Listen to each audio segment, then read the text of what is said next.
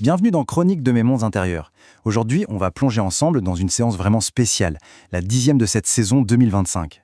C'est un voyage intérieur profond, une reconnexion, où Christophe est accompagné par Claude.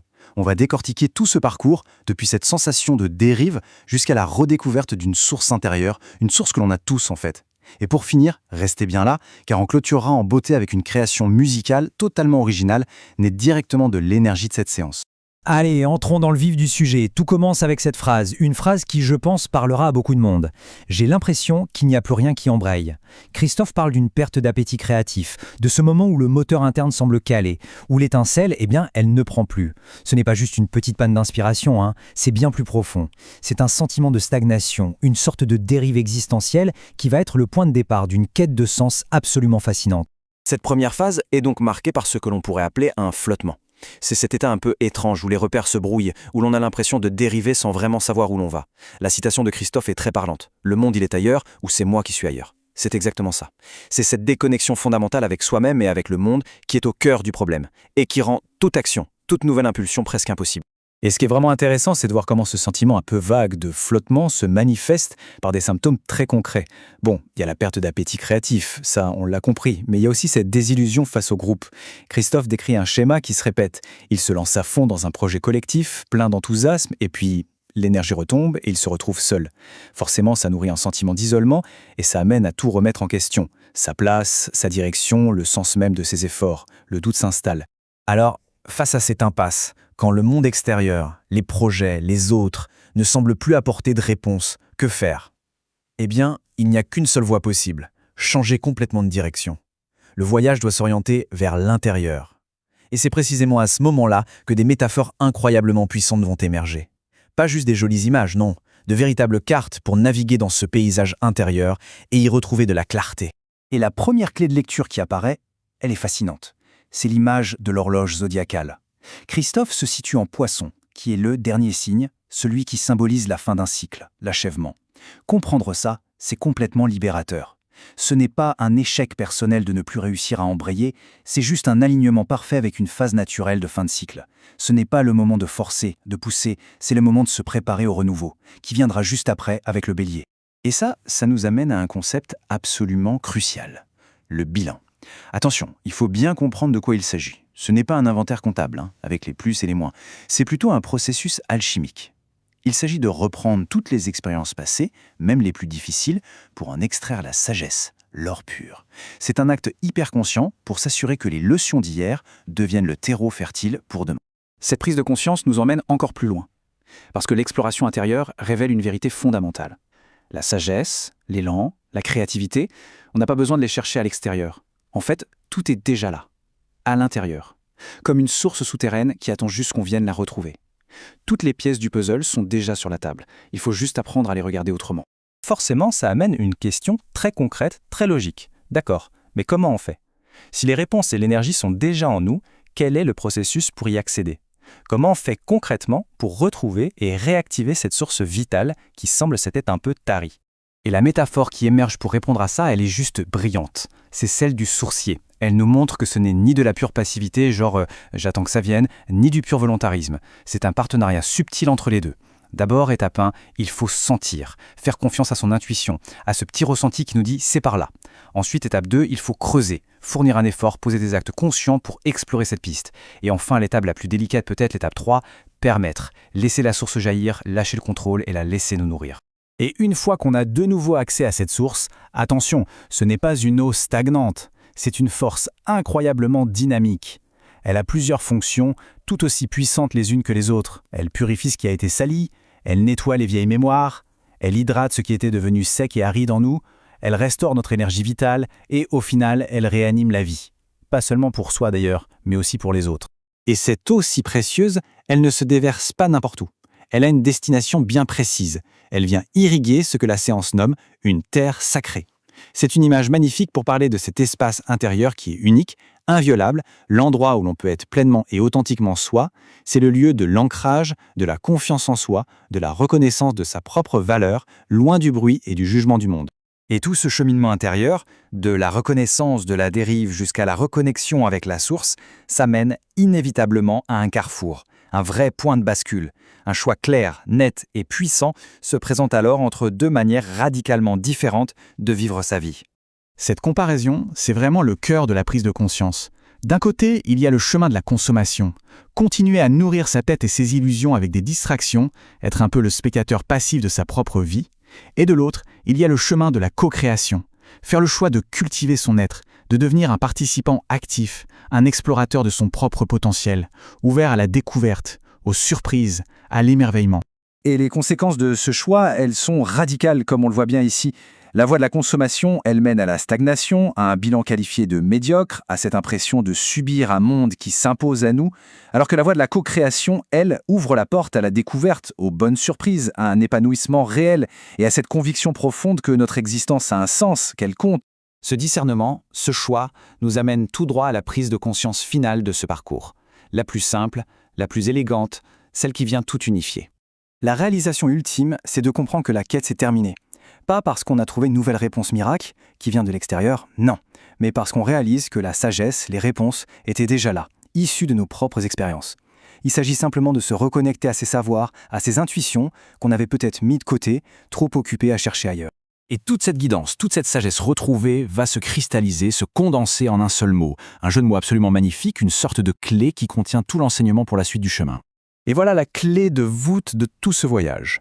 Le thème à explorer pour l'année à venir n'est pas un concept intellectuel, un sujet d'étude. Le mot thème se prononce exactement comme thème.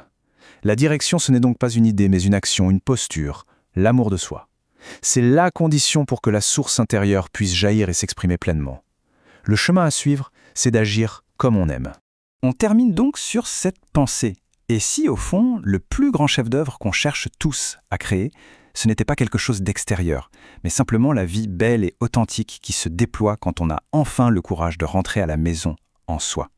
Et maintenant, on passe à la composition musicale, tout droit inspirée par cette séance. Si cet épisode a résonné, cliquez sur le pouce levé, laissez un commentaire pour partager un ressenti et pensez à vous abonner pour ne rien manquer des prochains voyages dans Chroniques de mes mondes intérieurs. Si ce que l'on a exploré ensemble a fait écho, partagez cet épisode autour de vous. Parfois, une seule prise de conscience peut faire toute la différence. Et si l'appel d'un son intérieur se fait sentir d'une reconnexion profonde, n'hésitez pas à me contacter. Ensemble, on peut explorer ces mondes intérieurs, non pas pour fuir la réalité, mais pour en vivre une plus vaste, plus vraie, plus sienne. À très bientôt dans un prochain voyage intérieur.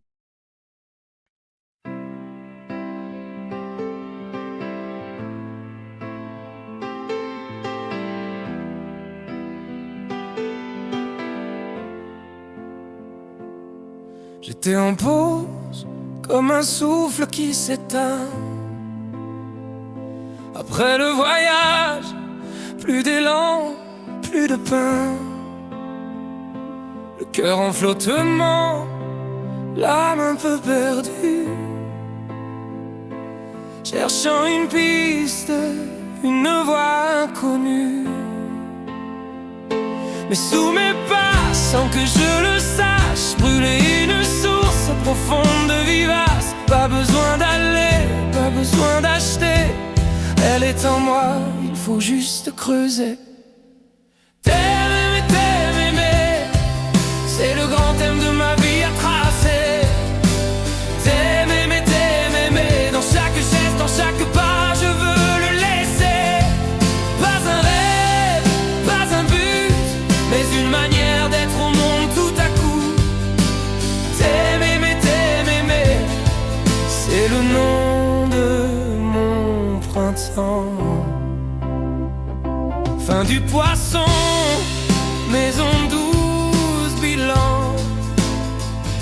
Je revisite tout ce que j'ai en main. Pas pour regretter, pas pour me blâmer,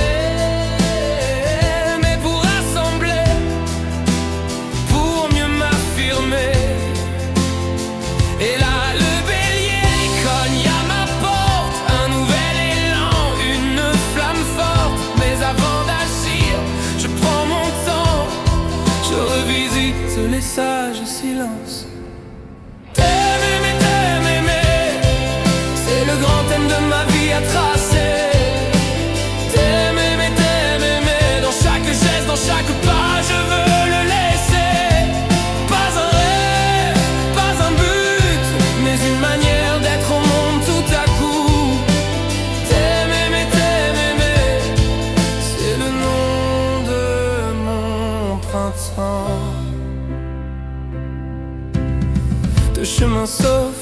dois choisir celui du spectateur ou celui du jardinier.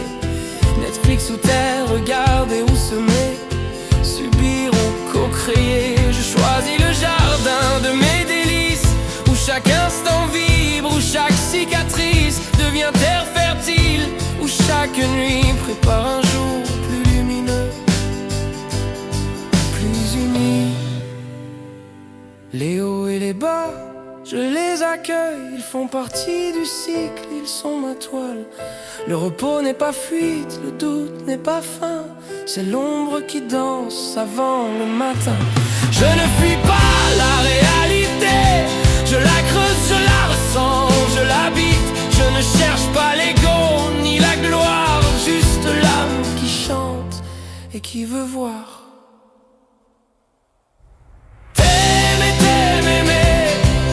C'est le grand thème de ma vie à tracer.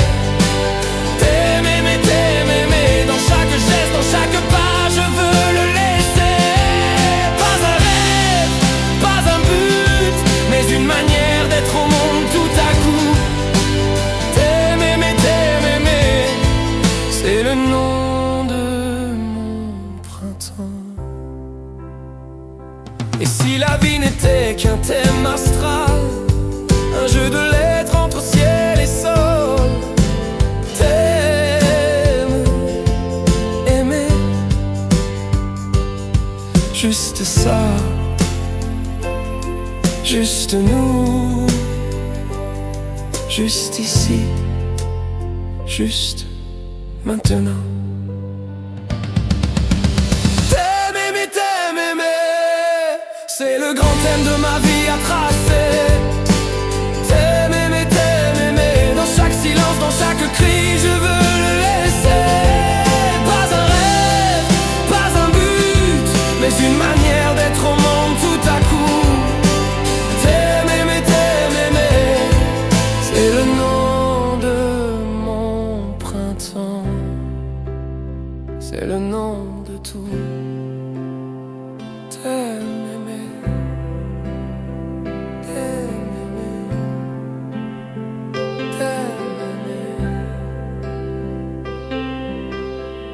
Tutti ovidemi.